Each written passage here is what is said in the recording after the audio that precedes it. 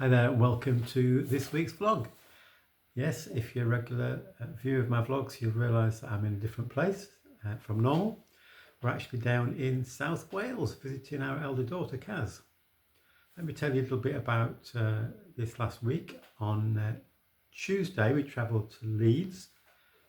We went to see at the theatre, lovely old theatre where apparently Charlie Chaplin and Houdini have appeared in the past many years ago, but we went to see three of the presenters from the TV show Bargain Hunt, just chatting about their lives, antiques, and it was a really good show. We stayed overnight in Leeds in a travel lodge, and then on the Wednesday, this last Wednesday, we went to celebrate with one of my sisters, Christine, and her husband Paul, their 25th wedding anniversary. We had a lovely meal at a place called Caring for Life. It's a Christian-run place. It's got a cafe, restaurant, farm shop. It's a lovely place to visit. And then, after saying goodbye to members of our family, we travelled down to South Wales. It was a very long journey. The route that took us across country west, round Chester, and then down from North Wales right down to South Wales where Kaz lives. It was a long journey, and I could have got frustrated because it was mainly a single track road, or sometimes difficult to overtake. So I realised that I could either spend that long journey moaning about the fact that we're not on a motorway, we're on a single track road, or actually appreciating the fact that because we're not on the busy motorway, there's far less traffic, and the scenery was absolutely stunning. And that just reminded me that sometimes in life we can, well, always in life, I think, when something happens, we always have a choice on how to respond to it. Sometimes we don't have, or often we don't have a choice on what happens, on circumstances, but we do always have a choice in how we respond. And that's a really significant thing. So I decided very early on that long journey. I think altogether it took us perhaps 6 or more hours to get from Leeds down to our daughter Kaz. We had a couple of short stops on the way.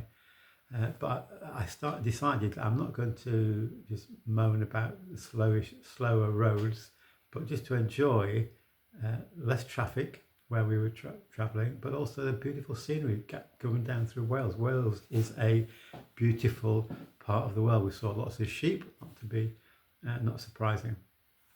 Anyway, it kind of links in a little bit with a book that I've just read. It's this one called, by a lady called Catherine Campbell. It's called Broken Works Best.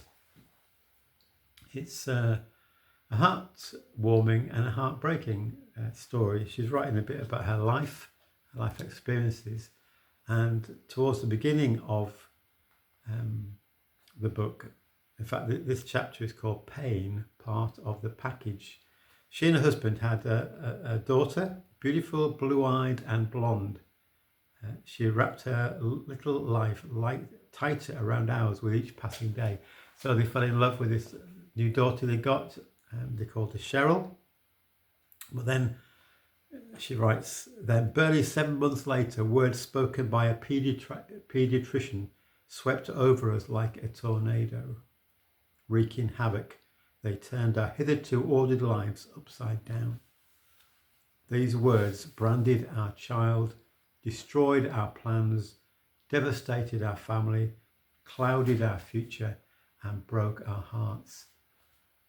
Mrs. Campbell, he said, don't you realise your little girl is handicapped?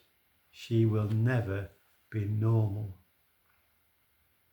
And I don't suppose anybody would use that expression these days, but it came as a bolt out of the blue. It came as a tremendous shock, a devastating shock. Cheryl was born with very, very severe handicaps. She couldn't walk, she couldn't talk, and it was such a tough one. And Catherine Campbell is writing about how she and her husband dealt with that, or tried to come to terms with it. How she questioned God on many occasions, how she struggled with bringing up her daughter. A few years later, they had a son, Philip, who was healthy, and then they were coming to terms with Cheryl and her difficulties. They had a third child, and lo and behold, their third child was born with the same issues that their first daughter had. So they had two very handicapped children. And Cheryl, the first, died at the age of 10, and the second daughter, whose name I can't quite remember, I think it might be Joy, but anyway, I can't remember, she died at 13. So really tragic story in some ways, but it's fascinating to read this, how Catherine and her husband, who was himself an evangelist, how they came to terms with that. Many questions to God. Why does God allow this? But ultimately, it's a story of triumph, because they realised that through the dark times, God had been with them. They knew that, although they didn't always feel it. They realised that they were able to learn so much through those times of suffering. In fact, there's one interesting story. Philip was an evangelist. Sorry, her husband was an evangelist. Yeah, his name is Philip. And on one occasion, he was out in public and he was preaching the gospel. And there's this man, kind of,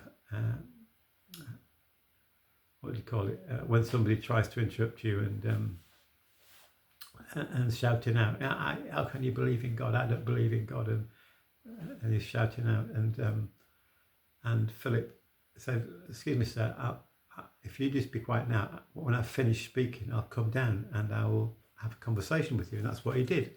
And the man said to him, how can you believe in a God? I've got a handicapped child and I can't believe in a God who would allow that to happen. And Philip was able to say, well, yeah, I've got two handicapped daughters.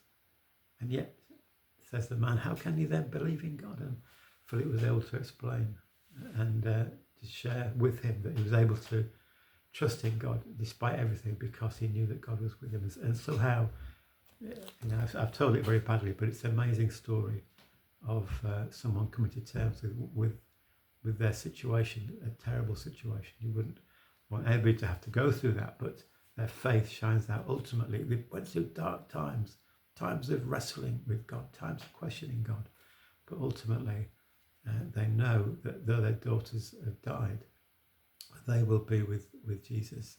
And so ultimately, God has the last word.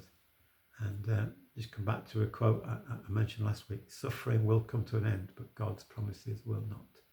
So, a bit of a jumble of thoughts today, but ultimately, we always have a choice. How do we respond to every situation, whether it be good or bad?